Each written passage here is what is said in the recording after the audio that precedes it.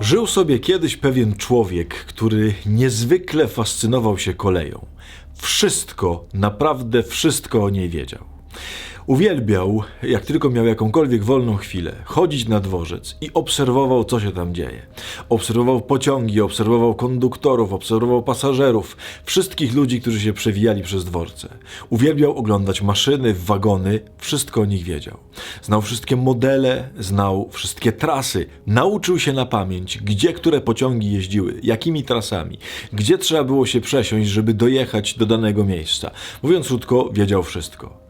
Nie miał telewizora, nie czytał książek, nie miał przyjaciół, miał tylko jedną pasję. Nieustannie fascynował się koleją.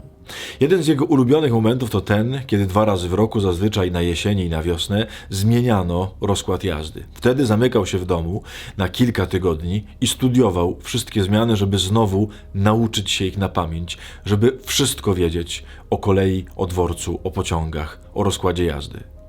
Lubił chodzić na dworzec i zawsze służył pomocą tym, którzy go pytali o to, gdzie jaki pociąg jest, z którego peronu odjeżdża, dokąd dojechać. Niestety miał pewną wadę, dlatego że zawsze chciał bardzo dużo opowiedzieć. I kiedy ktoś go pytał, o której godzinie odjeżdża pociąg taki i taki, to podawał najpierw mnóstwo niepotrzebnych informacji. Mówił o tym, jaki to będzie skład, czy będzie tam wars, jaki jest konduktor akurat w tym składzie, gdzie trzeba się przesiąść, żeby dojechać do 16 innych miejsc.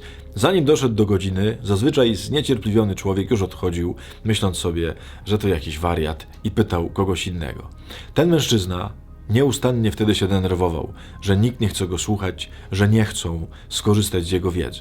Któregoś razu pewien mały chłopiec zapytał go, o której godzinie odjeżdża pociąg do Paryża, bo tam miał właśnie jechać.